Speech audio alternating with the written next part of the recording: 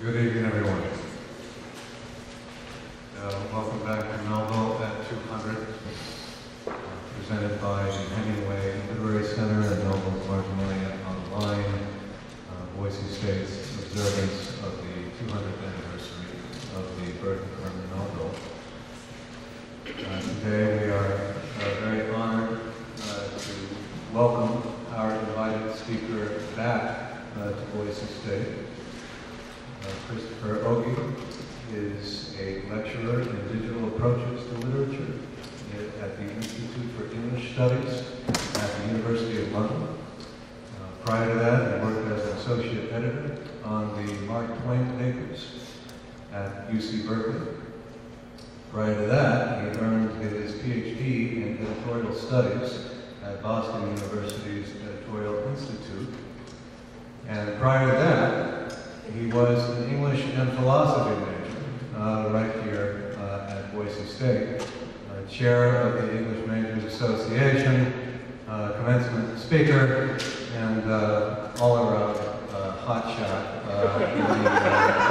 in humanities.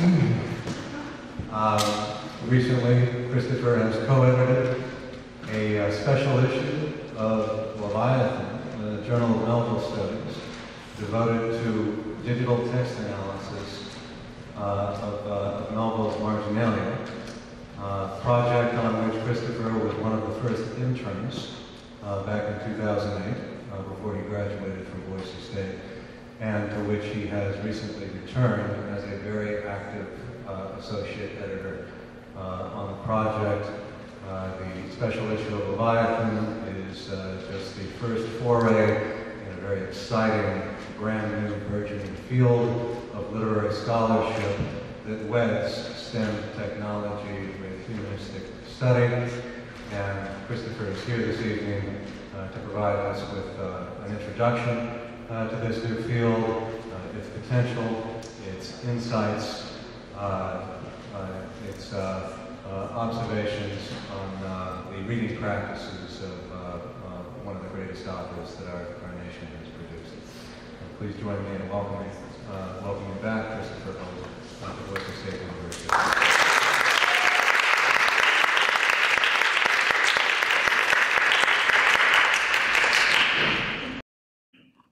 Thank you very much. Reading Melville and Melville's reading with computers. However uncomfortable, even scandalous, it may seem to use a computer to read, machine reading, like the smartphone and the Kindle, is here to stay. Technologies of reading and publishing are not new. In fact, the practice of computing predates the age of the computer. In fact, there was a fear after the invention of Gutenberg's printing press of an abundance of information, a lack of focus and comprehension. That was 600 years ago. Many of these anxieties go in cycles, but to put it another way, you would be loath to offer a sideways glance to an engineer for using a calculator. So too, for literary scholars, the computer can be used to broaden our understanding and focus our attention in the same go. The word compute comes from the post-classical Latin computus, which denoted various calculations, perhaps most importantly of dating the calendar for religious events. The English noun form of compute therefore took on a character of reckoning. This is a strange word if you think about it, reckoning. It evokes both a dating or calculation as well as an accounting of religious retribution or observance. This was in the 15th century. About 100 years later, around the time of Shakespeare, the verb form of compute appears for the first time. To compute then started to mean a more basic form of calculation, yet notice how the verb compute becomes clearly intertwined with thinking. Thinking as a kind of reckoning. Shakespeare probably had this sense in mind when he crafted Falstaff's exquisitely modern catechism on the hollowness of the word honor at the end of Henry IV, Part 1, when he says, "What is that word, honor? Air. A trim reckoning Honor is a kind of calculation for this very calculating figure. 1 part comedy, 1 part absurdist philosophy. It is perhaps no surprise then that Melville also used the word reckoning a total of 7 times in Moby Dick. Most of those instances involve Ishmael's calculations in the chapters about whaling. But the final 2 instances of reckoning show Captain Ahab's distinct and suggestive turn of phrase, a dead reckoning. This could be construed as the guesswork of writing the ship's position, but for Ahab, he insinuates something darker. When he tosses his quadrant out to sea before chasing Moby Dick at the end of the novel, he launches into the soliloquy in which he says, "No longer will I guide my earthly way by thee, the level ship's compass, and the level, dead reckoning by log and by line." Ahab's self-destructiveness also suggests his own day of reckoning for the perceived wrongs inflicted against him. Melville also invoked calculations in his reading of Shakespeare. In one erased marginal comment on Parolles, the depraved rogue in All's Well That Ends Well, Melville wrote at the bottom of the page that as 2 and 2 made 4 in Noah's time, as now, so man figures ever. Here we have a character very common in the railroad car of the most mighty 19th century. Very timely. Now, what you have just seen is a brief look into the confluence of critical reading and digital approaches to studying Melville. But how can we take this further? Say, by finding the patterns of Melville's thought from the beginning of his writing career in 1846 with the publication of Typee to his masterpiece Moby Dick in 1851 and beyond. How can we make use of the abundance of reading evidence in his Marginalia? This reading of Melville follows variations on 2 themes, which often overlap. What computers can do that humans cannot. And 2, what computers cannot do that humans can do, sometimes reasonably well. So what can computers do? They can compute, or reckon, large data sets, recognize patterns within large amounts of data, perform what's called a distant reading, that is, processing thousands of books in just a few seconds, and text analysis. This involves word frequencies, sentiment analyses, what you might call the underlying fabric of a text that is not almost noticeable to your brain. With computational approaches, we can ingest every book Melville published in his lifetime and generate essential information, such as the most commonly used words throughout his career. Notice that the top 2 words for Melville are time and sea, but there are other intriguing words like whale, white, life, world, water, eyes, heart, poor, war, mind, land. What word is not on this list that you would expect? Death, for one. And notice that in Melville, life is a more consistent focus than death. That longing and striving in life outweighs the romantic's obsession with death. The most frequent words in all of Melville's works can also be formed into topics. Clearly among Melville's favorite words, other than the names of characters and other objects, the 2 topics organize themselves into nature and the individual. Or put another way, the antagonism between the natural and spiritual realm, and the individual ego and groups of people. How can this large bag of common words play out among Melville's individual books? As you can see in this representative sample of Melville's first 3 novels, the books all have their own unique character in terms of word frequencies. What does this say? Melville was not one to repeat himself or to recycle old material, even in his earlier attempts at what you might call popular romance, which he did do. His 3rd book, the 2-volume Mardi, under the influence of the wild imagination of Dante's Inferno, in Richard Burton's meandering philosophizing in the Anatomy of Melancholy, literally shifts in content between the first and second volume. The prominent words in the second half of the book take on a distinct topic of key words like world, wise, soul, philosopher, and of course, love and death.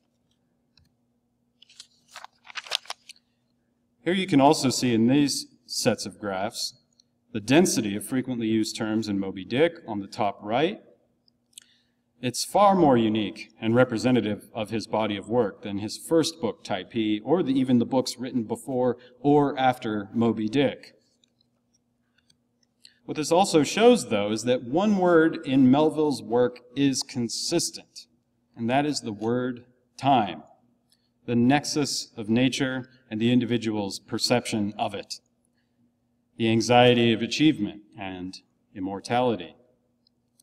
This did not come out of Moby Dick first, though. It was a concern from the beginning, even if it was under the surface of his first adventure tales about cannibals and seafaring in the Pacific. Here is a word cloud of the most common substantive words in Moby Dick. It's not a big surprise to see the word whale and Ahab, but you can also see on the periphery time and sea and man as prominent words. Notice on this line graph on the right-hand side that the words time and man are in tension because of their similar frequencies and their proximity to each other. What is more striking, though, is in the next line graph here on the right-hand side, which shows that man and life follow similar frequency trajectories, whereas God is in direct opposition to their appearance. God is more likely to occur near death instead. So take the whiteness of the whale chapter, when Ishmael transitions from the description of a white shark to an illusion of Coleridge's symbol of death in the rhyme of the Ancient Mariner, the albatross. Now an allusion to the white, silent stillness of death in this shark, and the mild deadliness of his habits. The French call him Requin. Bethink thee of the albatross, whence come those clouds of spiritual wonderment and pale dread, in which that white phantom sails in all imaginations. Not Coleridge first threw that spell, but God's great, unflattering laureate, nature. In text analysis, we use these kinds of results not to show equivalence between words like death and God, but to suggest the play of words in proximity to each other, how those subtle repetitions impress upon our minds. There's an underlying fabric to literature, the threads of which are sometimes barely noticeable, and computation brings out those nuances. These tensions in Moby Dick between time and the sublimity of nature, between reverence for and fear of the natural world, and the constant presence of death and the distant deity, all of these themes coalesce in Ahab's speech of fire worship toward the end of the book, where he says, "There is some unsuffusing thing beyond thee, thou clear spirit, to whom all thy eternity is but time, all thy creativeness mechanical." There's the word time again, with the consciousness of death and the great forces of nature exerting its pressure. This might be the apotheosis of Melville's grand narrative about time, one that had actually been building in him from his first attempts at fiction. This brings us to part two, what computers cannot do. They cannot think, yet, or make creative comparisons. As the expression goes, that something comes to mind. Finally, they're not built for serendipity or accidental discovery. How did Melville come to that inspiration, though, in Moby Dick, with Ahab's fire worship? Melville started out writing a romance of the seas about whaling that he hoped would rescue him from his financial difficulties. Instead, probably halfway through writing the book, he transformed it into a dense, difficult, and astonishingly poetic work of art that was never going to make a lot of money. One explanation for this inspiration is the combination of Melville's befriending fellow novelist and neighbor in Western Massachusetts, Nathaniel Hawthorne, as well as his purchasing a 7-volume set of Shakespeare's plays and studying them very closely. Melville's own appreciation for Hawthorne shows in the simple fact that he dedicated Moby Dick to him. But Melville also wrote about Hawthorne's work as an author in an essay written in the midst of the composition of Moby Dick called Hawthorne and His Mosses. In this essay, Melville linked Hawthorne's genius to Shakespeare. He said they both share a darkness that is communicated subtly under the surface of brief passages. He wrote, "But it is those deep, faraway things in him, those occasional flashings forth of the intuitive truth in him, those short, quick probings at the very axis of reality. These are the things that make Shakespeare, Shakespeare. Through the mouths of the dark characters of Hamlet, Timon, Lear, and Iago, he craftily says or sometimes insinuates the things which we feel to be so terrifically true that it were all but madness for any good man in his own proper character to utter or even hint of them." From this, we have the following visualization that shows which of Melville's most frequent words compare to those of Hawthorne and Shakespeare. Mind you, these are most of Melville's books compared to Hawthorne's books and Shakespeare's plays. What all three authors have in common are two really striking words, time and black. The word time has already been addressed earlier in this talk, but black directly links to Melville's own comments in Hawthorne and His Mosses. Perhaps no writer has ever wielded this terrific thought with greater terror than this same harmless Hawthorne. Still more, the black conceit pervades him through and through. You may be bewitched by his sunlight, transported by the bright gildings in the skies he builds over you, but there is the blackness of darkness beyond, and even his bright gildings but fringe, and play upon the edges of thunderclouds. So Shakespeare's blackness connects to Hawthorne's, and in turn, Melville's. Not just in Melville's mind, but in their shared work, in their output. Melville was indeed a very perceptive, even if opportunistic, reader. And it's not just that Shakespeare's style probably influenced Melville's writings. It is also true that his markings in Shakespeare's books had an influence on the writing, particularly of Moby Dick. The poet Charles Olsen once wrote about Melville in his book Call Me Ishmael, 1947, that he had the tradition in him, deep in his brain, his words, the salt beat of his blood. He had the sea of himself in a vigorous, stricken way. It enabled him to draw up from Shakespeare. History was ritual and repetition when Melville's imagination was at its own proper beat. In Melville's 1837 edition of the dramatic works of William Shakespeare, which are pictured here, or at least the first 5 volumes, Melville marked 31 plays in the 7-volume set. This totaled 681 distinct passages with marginalia attributed to Melville. Previous attempts by scholars to count the marginalia manually were, of course, a little bit off, but computational approaches provided accurate accountings.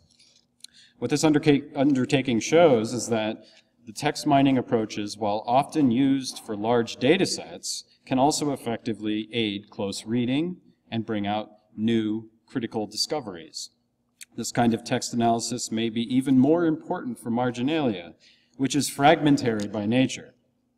Marginalia really is a curated selection of words within a larger text, so it takes on the characteristic of a new text. In Melville's copy of King Lear, for example, he marked many of the concise passages involving Lear's tragic double bind in the play.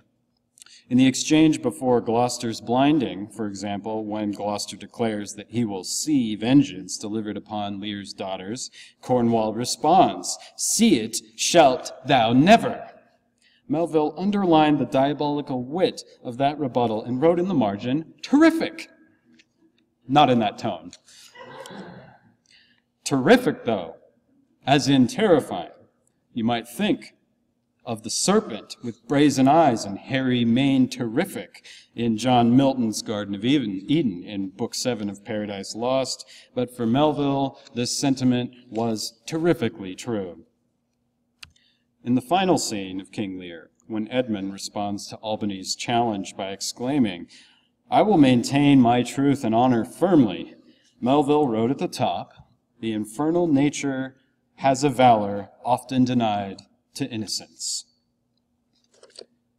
Consider that annotation in relation to the innocent nature of Starbuck in Moby Dick, who notices, by contrast, the undraped spectacle of a valor-ruined man. And Ahab's valor does not seem to be isolated with himself, but rather partakes in a natural will of malice, such that his crew seemed specially picked and packed by some infernal fatality to help him to his monomaniac revenge. I show these examples from King Lear to illustrate the importance of the evidence of Melville's close reading of Shakespeare, on the one hand, but to also show the tendency for us to focus on annotation, or notes scribbled in the margins, in studies of authorial reading.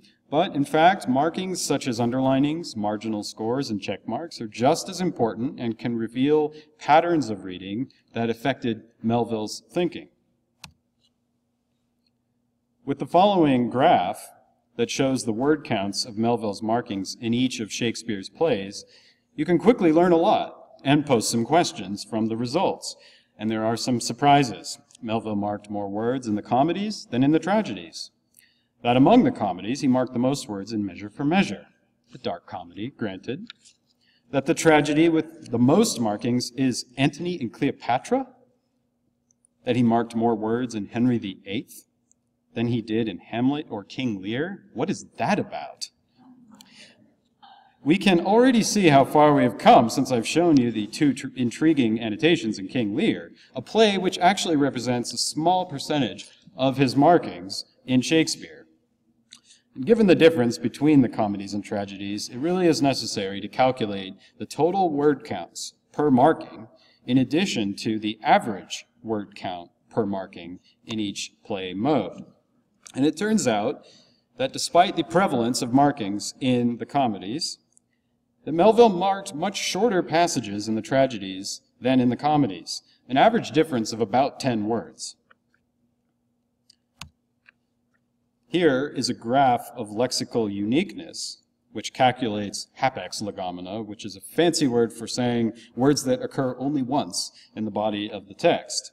And again, the tragedies come out on top with a high lexical variety, which is a high percentage of unique words, and this can also be read as a general index of briefness in passages and sections that Melville marked. So let's reconsider the result of the data about low average word counts and high lexical variety in the tragedies in light of Melville's quote about Shakespeare. Short, quick probings, as reflected in his own markings in the text.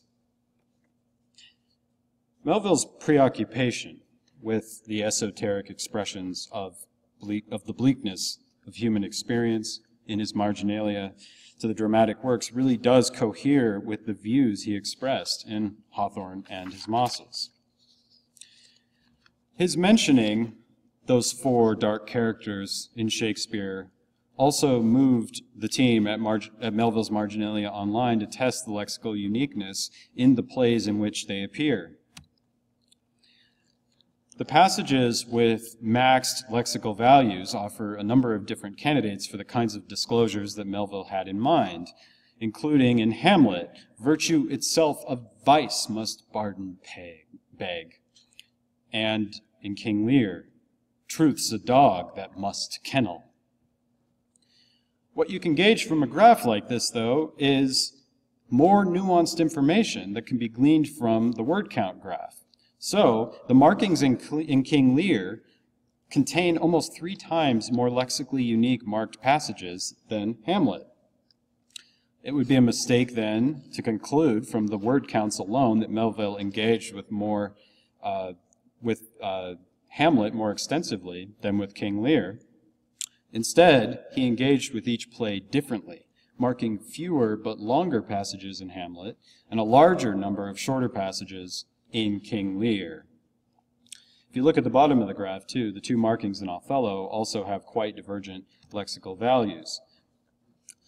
The low values can call attention to passages where Melville was interested in rhetorical qualities, which is the case for the second of the passages, but less so for the first.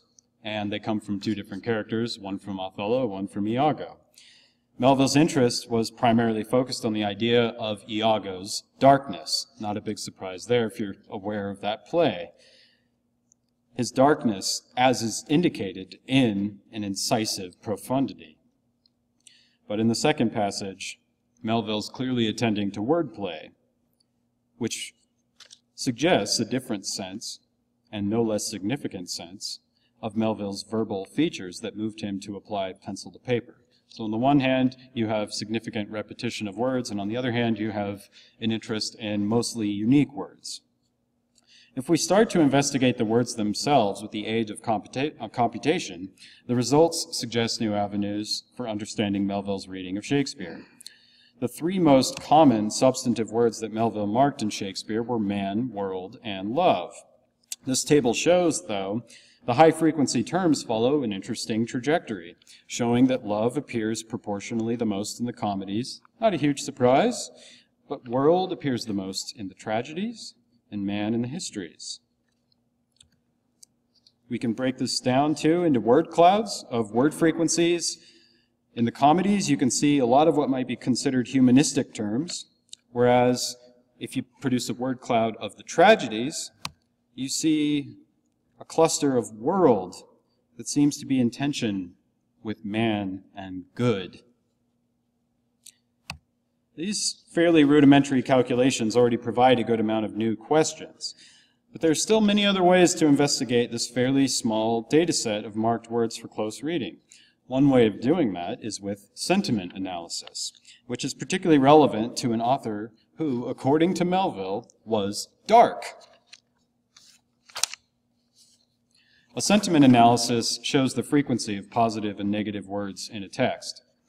What you can see here is that Melville clearly marked a much greater proportion of negative words in Shakespeare relative to Shakespeare's whole text. He was sincere in his estimation, then, of what he called Shakespeare's blackness in his reading of Hawthorne. We can create a word cloud based on this, too. Call it a negativity acorn. The sentiment data also shows that Melville marked a greater net number of negative words in Shakespeare, and that he noted a small group of positive words with more frequency than the negative ones. The negative words are more variable, as well as more numerous.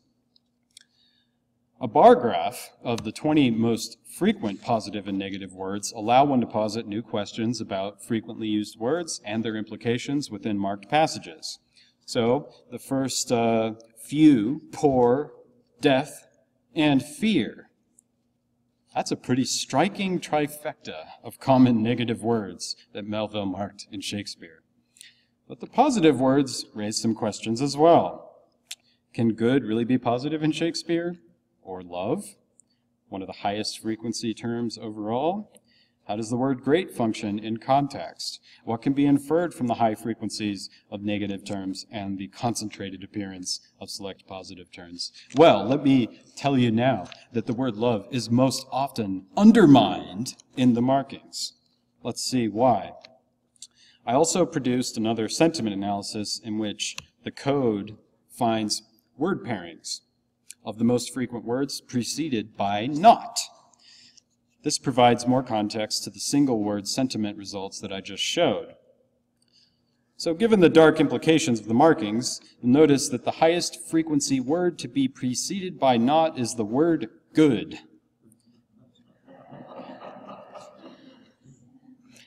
Tinkering with the code further, I produced another graph of sentiment words preceded by negations. So not just no, but not and never and all this other stuff that's negative. And look at that, the word good comes out on top again. But some other interesting results appear that you didn't see in the previous graph: satisfied, pleasure, and truth. Even the negation of a seemingly negative word such as strike and pity suggests no less comfort. These results are guideposts to new avenues of Melville's reading, but they also emphasize the sheer weight of negativity, especially with more context in the markings. If we return to the negative sentiment single word frequencies, a word cloud of the negative sentiment terms weighted by frequency can guide further exploration, complemented by the overall word frequencies that we've already looked at. Making sense of all these analyses requires some critical thinking and close readings of these marked words and these ideas and these sentiments in relation to Melville's own works.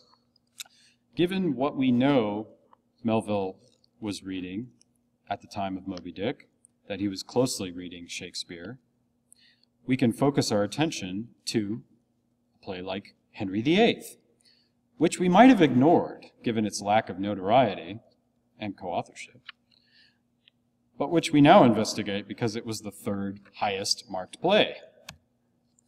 For example, he scores a speech by Cardinal Wolsey, which contains several terms duplicated or approximated in the negative sentiment results, such as fear, weak, and malice. We must not stint our necessary actions in the fear to cope malicious censurers, whichever, as ravenous fishes, do a vessel follow that is new trimmed, but benefit no further than vainly longing, what oft do best, by sick interpreters, once weak ones, is not ours, or not allowed.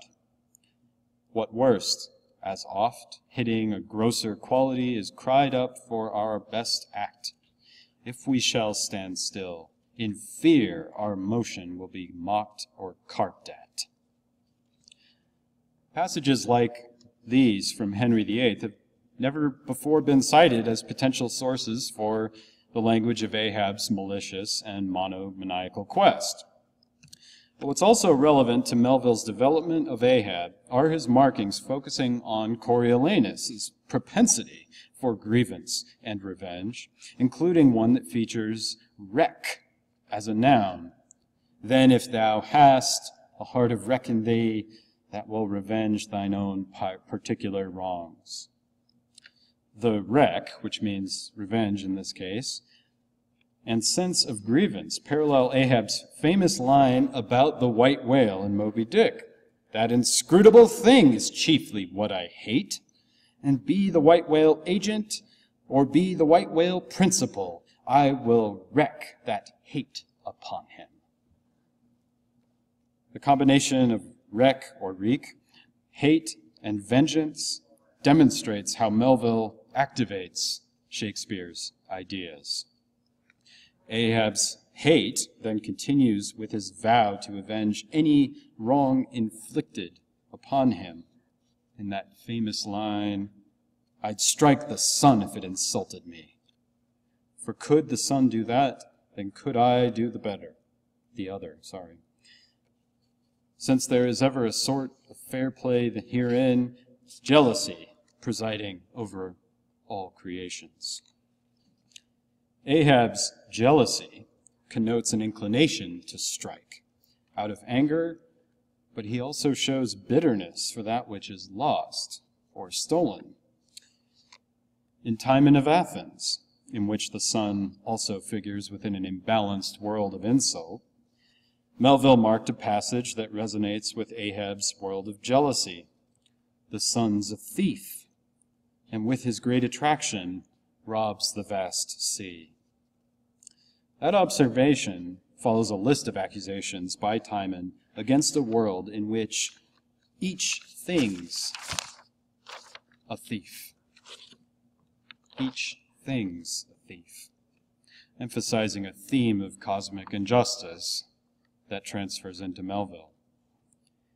Melville adapts the imagery with active language, showing his ability to redirect Shakespeare's words and to vitalize his own characterization of Ahab with those words.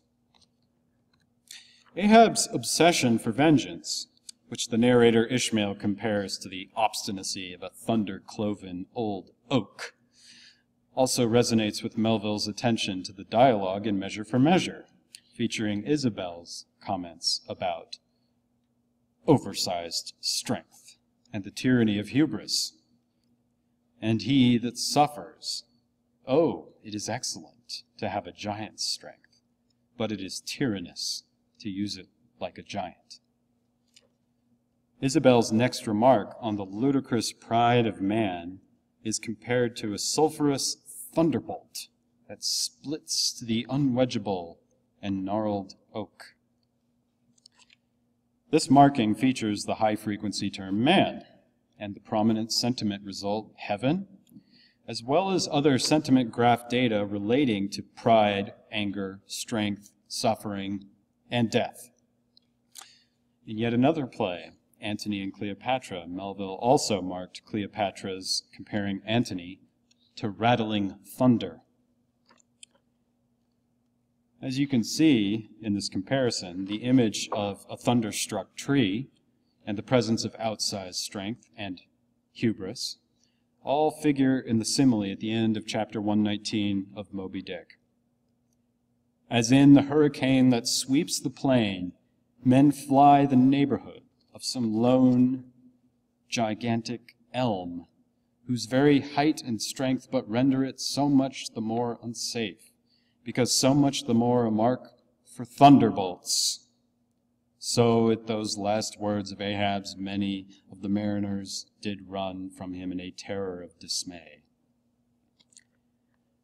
The following examples that I've just shown you from Henry VIII, Measure for Measure, and Antony and Cleopatra all illustrate the influences from plays, not just in the tragedies, but in comedies, history, and tragedy. They also happen to have been among the plays in which he left the most markings. It's really difficult then to imagine Ahab's character coming into being with such force and indebtedness to tradition if Melville had not marked Shakespeare's plays.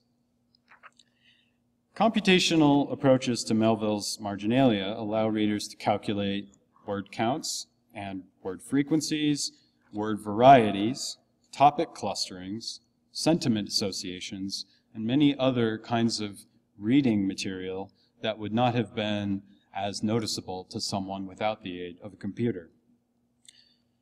But complemented with informed acts of close reading and source study, these text analyses also reveal Melville's constructing new paths in his own writing from his experience of reading Shakespeare. By using distant reading strategies with the Marginalia in their own right and in the service of close reading, we arrive, more informed than ever, at the very axis of their genius that Melville had mentioned in Hawthorne in his Mosses. Now is the time of my reckoning. We're at an end. I've attempted to read thousands of pages from Melville's 45-year writing life and some reading data. The computer should have offered you some distinct perspectives on Melville's complex mind. Now I hope this will encourage you all to pick up some of Melville's books and get to reading yourself. Thank you very much.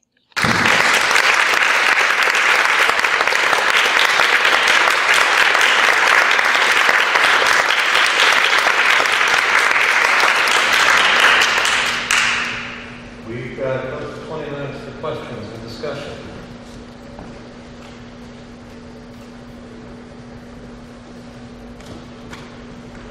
Yeah.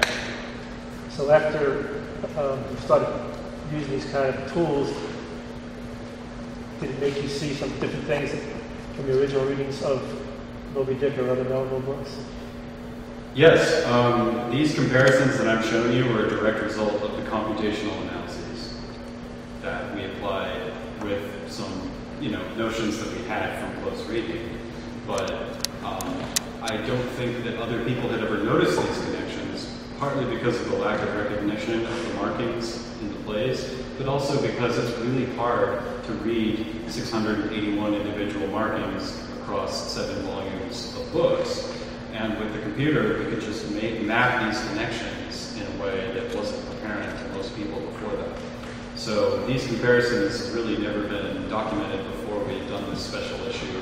But but sometimes it does confirm some suppositions you may have had. So, it's not surprising to see a skepticism and a negativity in Melville, right? Or a blackness, because he said himself that he was interested in blackness. But I will tell you that it is very interesting to notice that the words time and sea are the top 2 results of the most common substantive words in Melville. That would not have been my guess. And very often in these text analyses, you find results that you could not have guessed, because the computer is finding patterns that the brain is not particularly good at finding. So sometimes it confirms an idea that you had, but you can now say it's supported by facts, which is nice. But sometimes it also leads to brand new discoveries like these kinds of comparisons. So I'd say it just broadens the appreciation.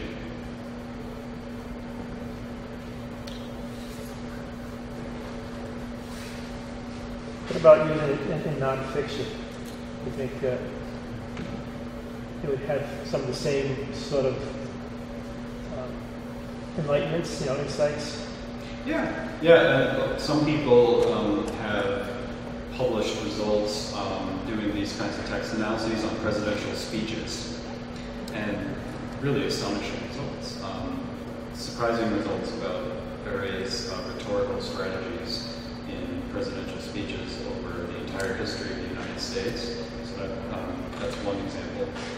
I think the point is that you're investigating different angles of the way people express themselves. And we're finding some interesting angles in Melville and Shakespeare, but you can also find ways of understanding how people speak in speeches, but also narrate in nonfiction. To me, it's a wonderful capability. As I said earlier, it's like using a calculator. It makes things faster, and it also confirms or expands what you can do. After you've begun to produce all of this data, I imagine that there's supposed to be explosions going off in your head of possible rating topics and directions to explore them further, as an example of the post-reading, wonderful examples of post-reading you gave us.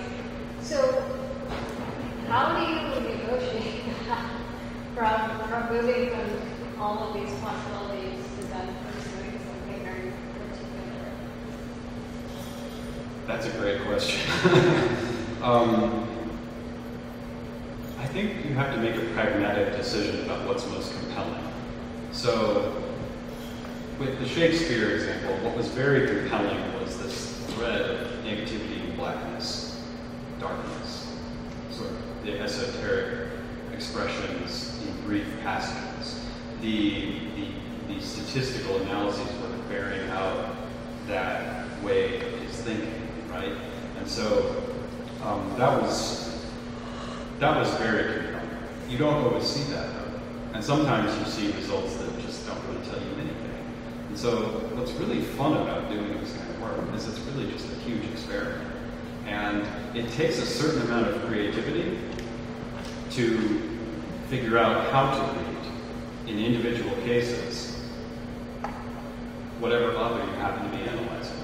So even if you're some kind of super genius who can read a lot of books and have an eidetic, memory,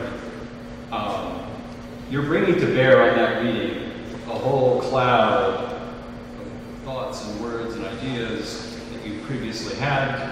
And what the computer is doing is making that even bigger and expanding the possibilities. But sometimes you get dead ends. So in this case, we were lucky that there were so many suggestive angles in Melville where all of the data kind of flow together well. But in each case, you would have to apply different principles, and you would have to be guided by experimentation.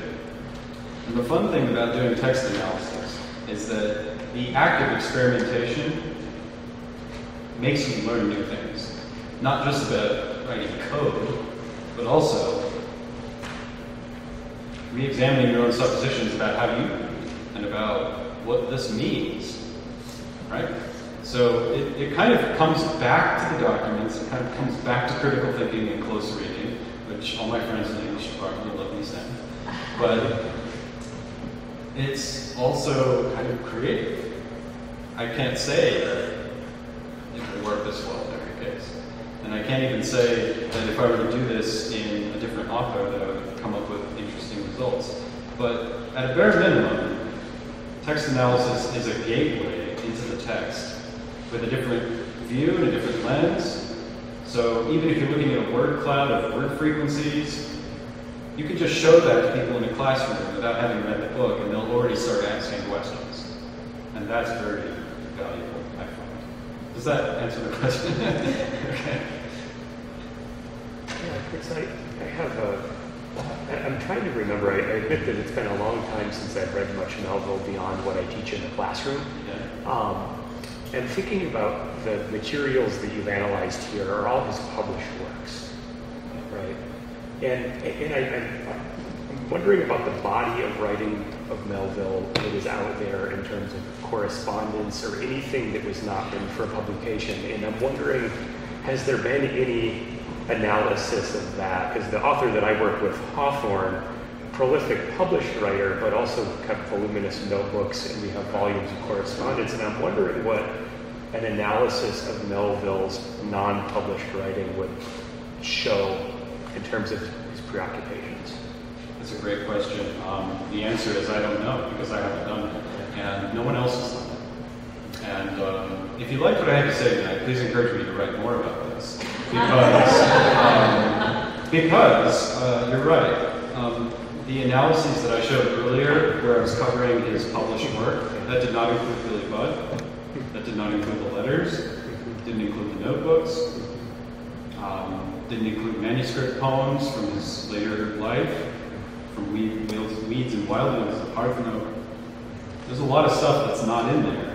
I have assumptions that you would not see a huge difference, and the reason for that is when you're doing a text analysis, you tend to have this thing called the tyranny of the large book, or the large books, which is to say that the most interesting stuff that you get is tended to be concentrated in the bigger books.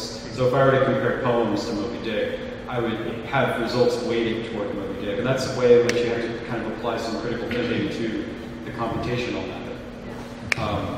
But the next step for doing a really large-scale analysis of Melville is to find a way to get the manuscript material, the letters edition, the notebooks edition, all of those digitized and included in this text analysis. But it would be an interesting project because it would complicate things a little bit. Yep. I'm curious, how pumped are the Shakespeare scholars over this discovery how important Shakespeare is to Melville? And have any of them responded, or? I'm afraid to ask the Shakespeareans. If any of you know the prominent Shakespearean, anyway, Brian Vickers, he's one of my colleagues, and he's written about King Lear. He wrote a book called The One King Lear that was very controversial. I've actually showed him some of this work, and he hasn't yet sent me a nasty email. I assume that the lack of communication is a positive sign. Are we filming? No, I haven't really. I have shown this to Brian Vickers, actually. We had a meeting once, and I showed him some of this stuff, and he was very intrigued by it, because he actually does a lot of computational work himself. And he gets into wonderful rows, which is British for fights, about using computational analyses to prove authorship in Shakespeare plays. But I don't know. It would be, I would love to hear them say they're pumped about this. I'm pumped about it. You're all pumped about it, right?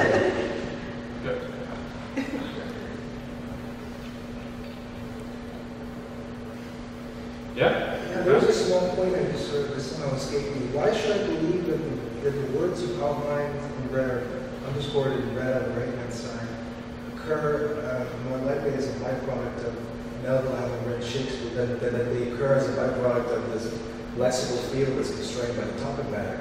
Thunderbolts, elms, right? These are things that you might maybe think of seafaring and just the topic of Moby Dick.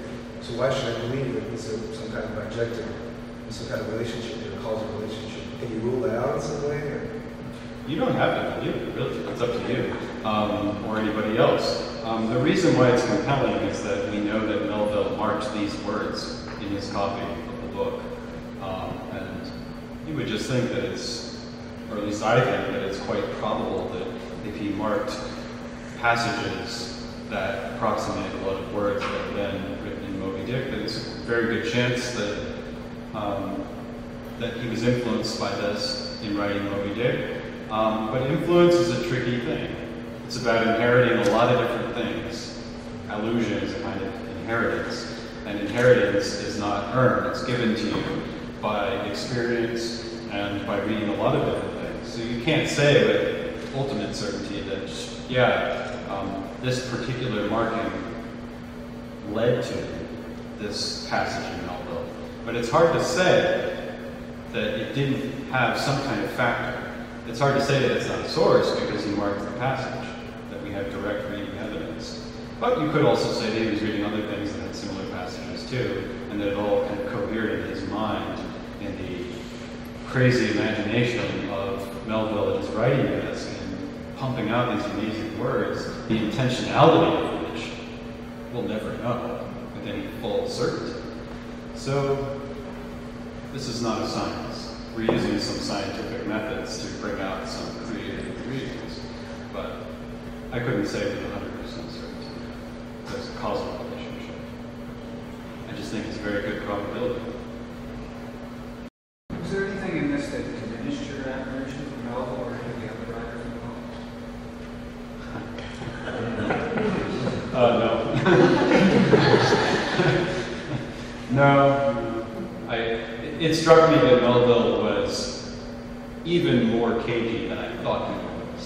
That when he wrote about Hawthorne and Shakespeare, he was evoking something about his own experience reading those authors, and that was kind of shocking to me because, I don't know about you, but I mark in my books too, but I don't think you could find a one-to-one correspondence between my random jottings and a beautifully rendered piece of prose that evokes that experience of reading. So to me, it just it increased my appreciation for the way his mind worked, which I'll never fully understand, but you can certainly see the resonances of just these two, magnificent authors in comparison to each other. But you can also see, as a way of increasing appreciation, that Melville had this kind of ingenious way of taking the ideas that he marked in Shakespeare and, as I said, activated them. He changed the syntax so that like a noun phrase or a prepositional phrase in Shakespeare becomes a verb, that the action is underlying his reading of things in Shakespeare. So I'm biased though. You'll never convince me to diminish my appreciation. What did you think? Do you feel? No, nothing you presented made me think that was the case. But you could possibly have, an instance where it seems like plagiarism or, the inappropriate borrowing or getting it wrong or something like that in some way. But I certainly don't know the one. I would think mainly we just, part of it is, of course, the sense of separation. I mean, it comes from Shakespeare, but it also becomes Melville. Right. You don't think that this is a copy or that it's commentary, or it becomes something else. And to the extent you wouldn't even necessarily know, as we're saying, where it comes from. But I think that's the key. You have this kind of separation. Yeah, there's a great distinction that Christopher Ricks made about the difference between plagiarism and illusion, and that's that when you plagiarize, You don't want people to know that you copied someone's words. In allusion, you do want people to know if they care to look. Because he marked in his books, he kind of wanted you to know, right? Except for the bastards he wears. Yeah. I've been trying hard to think if I can ask this question to make sense, so we'll see how it goes. A lot of your analysis, all of the analysis, as far as I can understand, was spectral frequency. And you did have a couple of maps through the book of that spectral content shifted over time.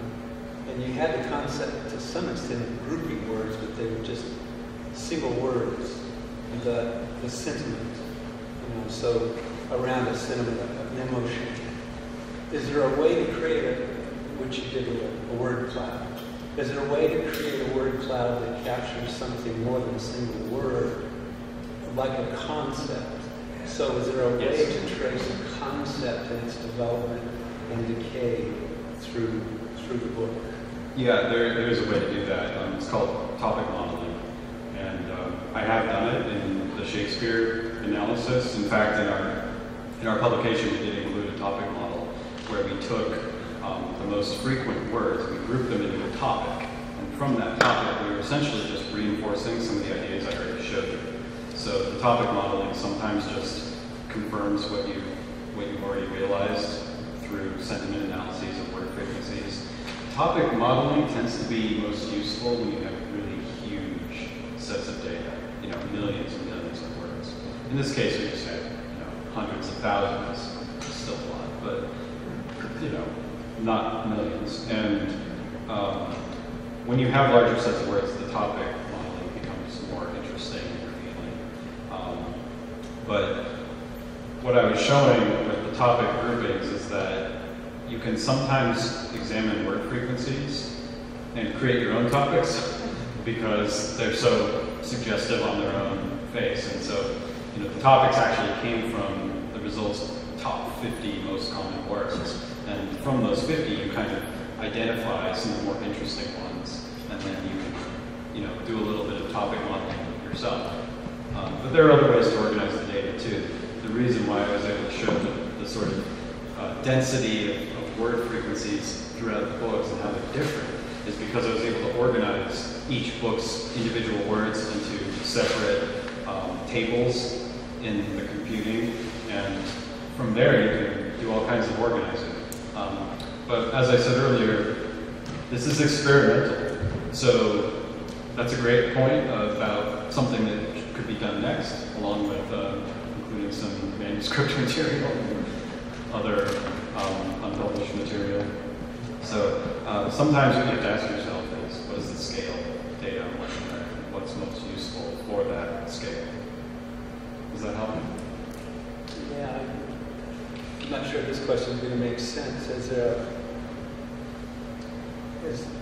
there an analytic way to look at how verbs are used and how it shifts through the arc of the story? Yeah. Much of what I said tonight was informed by that, but I didn't want to bore you with the details, basically. But it's called, it's actually a linguistic feature. It's called parts of speech tagging.